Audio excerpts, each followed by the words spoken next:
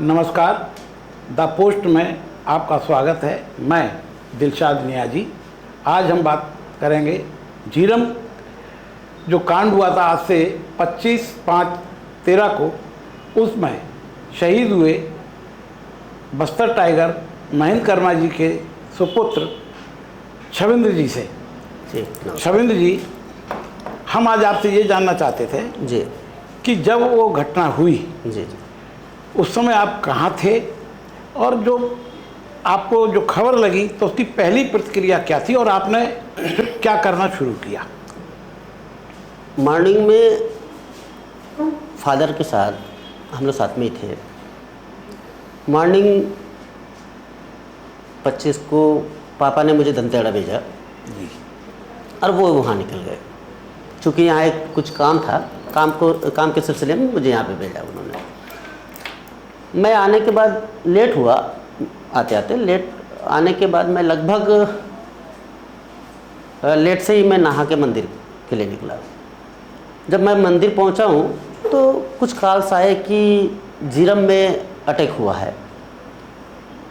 मैं मंदिर गया, मंदिर से तुरंत दर्शन कर मैं थाना पहुंचा। थाने में मैंने पूछा कि वहाँ की जानकारी लो। मैं फादर को लगातार कॉल कर रहा था जी। तो मैंने टीआई से बात किया। मैं बोला कि वहाँ के थाने जो थाना पड़ता है उनसे ज़रा जानकारी लो, क्या है मामला।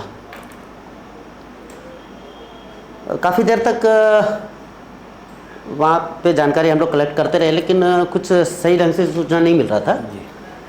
फिर मैं वहाँ से उठ के यहीं पे आया। नवरात्र कार्यालय के बाद फिर मैं माली मेडिकल पास बैठा रहा। तो वहाँ पे समाचार में चल रहा था कि नहीं, कर्मा जी की हत्या कर दी गई है, बाकी लोग भी शहीद हो चुके हैं। तो मैं लगातार और भी बाकी जो पीएसओस थे उनसे भी संपर्क करने की कोशिश कर रहा था, नहीं हो पाया। तो फिर मैं यहाँ से सीधा मैं दरबा के लिए निकल गया। मैं जहाँ पे घटना हो रही थी मैं वहाँ के लिए मैं निकल गया। और जब मैं वहाँ देखा तो दरबा घाटी के मतलब जो थाना है, थाना के सामने मेरे जो बड़े भाई साहब है दीपक कर्मा जी, वो बैठ के रो रहे थे। वो पहुंच गए थे लेकिन बैठ के रो रहे थे। मैं बोला कैसे, क्या हुआ आगे? बोले अपने पापा को मार दिए। बोला चलो चलते हैं। तो वहाँ फोर्सेस जो थी वो उसने जाने नहीं दिया। तो हमारा एक साथी दिनेश गुप्ता जी, वो अब नहीं रहे हमारे बीच में। तो वो और रॉबर्ट बोल के एक लड़का है जो हमारे साथ यहाँ से दंतेवाड़ा से गया हुआ था, और उन सभी लोग मतलब उन सभी ने भी मुझे बताया कि बोले आप लोग मत आइए, हम लोग जाते हैं। तो ये दोनों जो है, एक एम्बुलेंस आ रही थी जो वहाँ से जो बॉडियाँ रिकवर करके दोनों यानी दिनेश गुप्ता और रॉबर्ट, हम लोगों को रोक दिए और वो लोग बोले आप लोग मत जाइए, हम लोग जाते हैं। तो वो दोनों जो है एम्बुलेंस को लेके वो दोनों घटनास्थल तक गए। घटनास्थल जाने के बाद वहाँ पे कोई सिपाही था जी। उससे पूछे, मतलब इस पार मंदिर पे, तो उससे पूछे कि कहाँ पे है? बोले वो आगे में है, और कर्मा साहब का जो बॉडी है वो ऊपर पड़ा हुआ है। तो फिर ये जाने के बाद ये लोग एक डंडा लेके पहले तो हिलाए बॉडी को जी। क्या होता है कि नक्सली जो है हमेशा कांड करने के बाद वो प्रेशर बम वगैरह डाल दिए रहते हैं। तो फिर उसके बाद पापा की बॉडी को फिर लेके आए जी जी जी।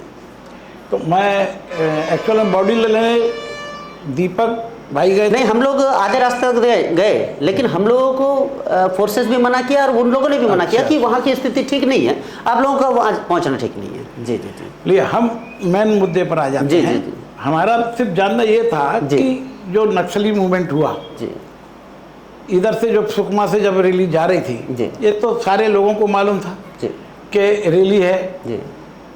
पुलिस की व्यवस्था कैसी थी, उससे वहाँ से कौन कौन जो लोग थे, सभा हुई उसमें जो लोग थे, क्या सारे लोग गए, क्या कुछ लोग यहीं रुक गए? नहीं, मेरी जो जानकारी है जी, उसके बाद जो कार्यक्रम था वो नेक्स्ट कार्यक्रम था हमारा, जो परिवर्तन यात्रा का जो सभा था, नेक्स्ट सभा था हमारा केशडूर में। तो सारे कार्यकर्ता तो साथ में चल रहे थे जी, लगभग मेन जो है। और अजीत जोगी जी हेलीकॉप्टर से आए और हेलीकॉप्टर से चले गए। जी तो जैसे वो तो चले ही गए जी आपने कहीं अभी बीच में कहा है एक चीज़ जी कि शायद उनके जो सुपुत्र हैं अमित जोगी जी जी 2-4 दिन से इसी क्षेत्र में कहीं। हाँ वो देखिए, मैं बेवजह मतलब मेरा कोई राजनीतिक इंटेंशन नहीं है, मतलब मेरे फादर के साथ घटना घटित हुई है, हम लोगों का लॉस हुआ है। तो उस दौरान हम लोगों ने देखा है भाई कि अमित जब लास्ट टाइम कुछ समय पहले, उनको याद होगा, मतलब मैंने कोई आरोप लगाया तो बेबुनियाद आरोप नहीं है। जी, जी, जी। अमित को याद होगा, मैं उनको क्लियर बोल रहा हूँ मैं आपके सामने कि अमित आप क्या बोलते हैं मुरलीगुड़ा गए थे जी। बंडा से के पास में है जो है मुरलीगुड़ा, बंडा होते हुए जो जाते हैं कोंटा से 7 किलोमीटर दूर, वहाँ पे जो करटम मांझी है, करटम मांझी जो कि रमन्ना का खास आदमी, आप उसके पास जाके आपने मीटिंग किया? अच्छा, उन्होंने मीटिंग की? नहीं, मतलब मैं आरोप लगा रहा हूँ तो मैं कुछ सोच के ही लगा रहा हूँ। नहीं, ठीक है कि आप जब वहाँ मीटिंग किए, उससे पहले गए थे, मैं उस दौरान गए मैं नहीं बोल रहा हूँ, उससे पहले आप गए थे, तो मैं इसीलिए आरोप लगा रहा हूँ। मैं अगर मैं नार्को की बात कर रहा हूँ तो मैं इस वजह से नार्को की बात कर रहा हूँ कि भाई मेरे फादर के साथ घटना हुआ है।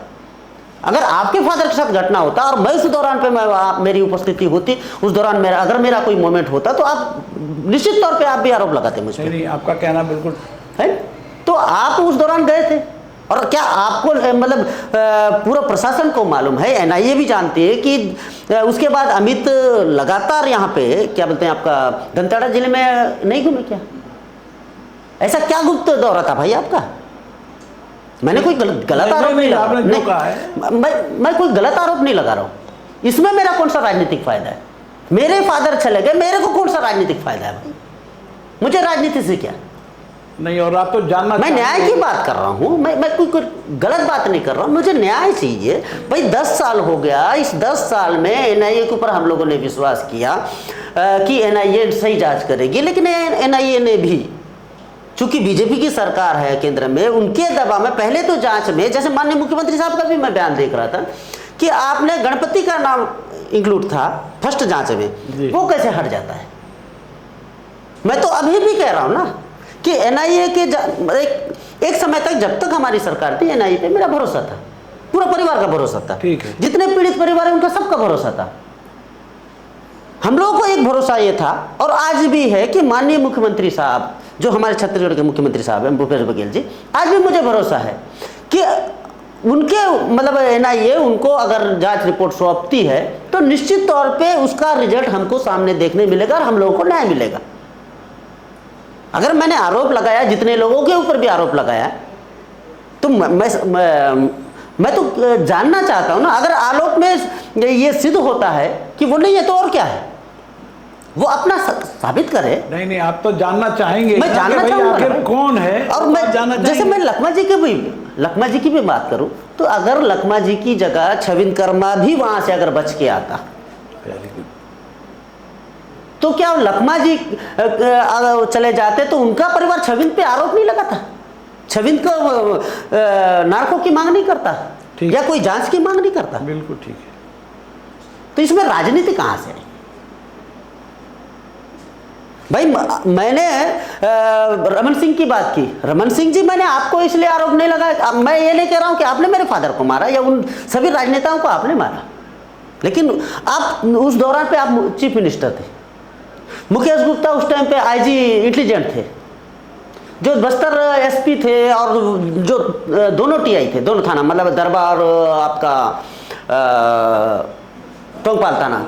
तो अगर मैं इनकी जांच की मांग करता हूं तो कहां गलत है और क्यों गलत है भाई? नहीं, आप उस दौरान पद में थे, पद के जो उस चीज को धारण कर रहा है, उससे अगर मैं किसी चीज की न्याय की मांग कर रहा हूं तो मैं कहां गलत हूं? नहीं, आपने जो भी आपकी मांग है जी, बिल्कुल ठीक है जी, क्योंकि आपने तो पिताजी को खोया जी, जी, और जितने भी अपने लोग खोए हैं वो सारे लोग यही चाहेंगे। स्वाभाविक सी बात। हमारा जो आपने अभी एक अपनी बात में कहा कि वो लखमा जी का नाम जो आप, जी जी जी, सारे लोग, हमारे जो दर्शक हैं, हमारे जो पाठक हैं, वो भी यही जानना चाहते हैं जी कि लखमा जी भी भीतर के। जी। अब यहाँ पे एक बात जरूर आ रही है, क्योंकि वहाँ पे सारे लोगों का कहना है जी, अधिकतम लोगों का कहना है कि वहाँ पर नक्सली जो थे वो पूछ कर, जी, नाम पूछ कर जी, हत्या कर रहे थे। जी, मैं इसमें एक चीज़ मैं कहना चाहूँगा, जी। सबसे बड़ा चीज़, आप लखमा की बात कर रहे हैं ना, मैं सबसे बड़ा चीज़ मैं ये कहना चाहूँगा कि भाई कर्मा साहब की बात करें तो वो फ्रंट लाइन पे नक्सलियों से लड़ रहे थे। चलो भाई मैं मानता हूँ वो दुश्मन है, उनको मारे, चलो मैं एक्सेप्ट करता हूँ। पटेल साहब चूंकि उस दौरान पहले गृह मंत्री भी रहे, प्रदेश के अध्यक्ष रहे हैं, उनको मारे, मैं वो भी एक्सेप्ट करता हूँ। विद्याचरण शुक्ल केंद्रीय मंत्री रहे हैं, उनके साथ घटना हुआ, वो भी चलो ठीक है। विधायक जी के साथ हुआ, वो भी चलो ठीक है। लेकिन दिनेश पटेल जी, वो तो निरीह था ना, उसके साथ क्यों हुआ भाई? दिनेश पटेल जी के साथ हो रहा था तो लखमा जी, आप तो वहां उपस्थित थे, आप ही ने तो परिचय दिया था ना कि ये नंद कुमार पटेल जी, क्योंकि आप साथ में थे, तो आपने उनको मारने से फिर क्यों नहीं रोका भाई? मेरा सवाल ये है ना, जो आप कह रहे हैं वही चीज मार्केट में है जी, और वही समाज में है। समाज यही चीज है कि क्या ऐसा तो नहीं है जी कि किसी ने बताया हो कि ये पटेल जी है और ये दिनेश है। और सबसे बड़ी बात ये है कि जैसे हम लोग इतने मैं मेरे फादर के साथ मैं लगातार नक्सल मूवमेंट पे रहा हूँ, तो मुझे भी जानकारी है कि उस दौरान पे दरबा घाटी क्षेत्र में गणेश जी का एरिया था जी। सेक्रेटरी तो गणेश साहब थे, जो नक्सली लीडर थे ना जी। तो गणेश जी थे, उनको चेंज करके विनोद को लाके एक कांड कराया गया। उस दौरान पे पूरा हिंदुस्तान जान रहा है इस चीज को, पूरी जनता जान रही है कि ये कैसी घटनाएं घटित हुई। वही चीज हम लोग उसी लिए और भी आए। दरअसल क्या है, ये बात हो रही है जी कि भीतर तो सब गए जी, वहां से जी चुन के जिनकी हत्या होनी थी उनके लोगों को किया। कर्मा जी की तो एक अलग ही बात है कि उन्होंने सारे लोगों को बचाने का जो प्रयास किया और निकल के उन्होंने कहा कि मैं हूं महेंद्र कर्मा, जो करना है आप मेरे साथ करिए जी। उन्होंने एक जो बलिदान दिया उसको तो कोई भूल ही नहीं सकता है, ना यहाँ भूल सकता है, दुनिया में भूल सकता है कि ऐसे लोग बिरले ही होते हैं जो अपनी जान को खेल के दूसरों को बचाने का प्रयास करें। तो अब सवाल ये है कि वहां से जो अपन ये कहना चाहेंगे, वहां से जो भागे उनके विषय में लोगों का एक सोच है कि आपसे वही हम पूछने के लिए आए हैं कि एक्चुअल में वो जो भाग गए वहां से लोग, उनकी क्या भूमिका हो सकती है? मैं वो चीज़ तो नहीं कहूँगा, लेकिन मैं एक चीज़ कहना चाहूँगा। मैं ठीक है वो भी पार्टी से हैं, लेकिन सबसे बड़ा बात ये है, मैं आज ही के न्यूज़ में देख रहा था, अमित ने नार्को के लिए अपना बयान दिया है कि मैं नार्को के लिए तैयार हूँ जी। तो सिंपल सा बात है, अगर लखमा जी भी बोल देते हैं या मतलब बाकी जिनके ऊपर हम आरोप लगा रहे हैं, वो अगर तैयार होते तो मामला खत्म हो जाता है, सच्चाई सामने आएगी। जो भी होगा, चाहे वो पीड़ित परिवार के पक्ष में हो विपक्ष में, वो अलग चीज है। मैंने इस बात को उस दिन में पहले भी मैं बोल चुका हूं कि मेरा आरोप क्लियर है कि जितने भी उस कांड से जुड़े लोग हैं उनका नार्को होना चाहिए। जांच तो सही हो। देखिए, आप तो कम से कम सामने आ रहे हैं जी। जो लोग नहीं आ सकते उनके घर के लोग भी तो शहीद हुए हैं। बिल्कुल, एक आध दो नहीं हुआ है, इतने लोग शहीद हुए। उनकी बोली कम से कम आपने एक आवाज उठाई, ये हिम्मत की बात है जी। और आज आप आवाज उठा रहे हैं, अपने पिताजी के लिए तो उठा ही रहे हैं, पर सारे लोगों के लिए उठा रहे हैं, और ये सच्चाई सामने आनी चाहिए। नहीं, बिल्कुल आनी चाहिए। में आप क्या सोचते हैं कि सच्चाई देखिए मैं आ जाएगी? आपको भरोसा क्या है? नहीं, देखिए मैं तो अभी भी कह रहा हूँ जी कि जो जितना भी जांच हुआ है एनआईए का जी, छत्तीसगढ़ शासन ने टीम गठित किया है, जांच टीम जी, शासन को हैंडओवर कर दे। माननीय मुख्यमंत्री साहब पे इतना विश्वास है, चूंकि इसलिए भी विश्वास है मेरा कि जब कर्मा साहब का जुलूम चल रहा था, जब एंटी नक्सल मूवमेंट चल रहा था, तब कंधे से कंधा मिला के माननीय मुख्यमंत्री साहब चल रहे थे, मतलब उस दौरान पे एज ए ब्रदर चल रहे थे। तो मुझे अपने चाचा पे विश्वास है कि वो हम जैसे कई पीड़ित परिवार है उनको न्याय दिलाएंगे। मुझे इतना विश्वास है। मैं इस नाते कह रहा हूँ कि अब भी वक्त है, चूँकि एनआईए का जो टीम है वो केंद्र के अधीन है, और केंद्र में चूंकि बीजेपी की सरकार है, वो कभी भी नहीं चाहती कि सही ढंग से जांच हो। हमारा सिर्फ आपसे वही चीज़ को पूछना है कि आखिर ये कब, क्योंकि जो लोग जिनके यहाँ के शहीद हुए हैं उनको कभी तो न्याय मिलेगा। बिल्कुल मिलेगा, और मिलना ही चाहिए, बिल्कुल मिलना ही चाहिए। जब कभी यहाँ केंद्र की, कभी वहाँ पे राज्य की, कभी कांग्रेस, कभी बीजेपी। देखिए तो लास्ट जो है जी, लास्ट जो है माननीय न्यायालय है,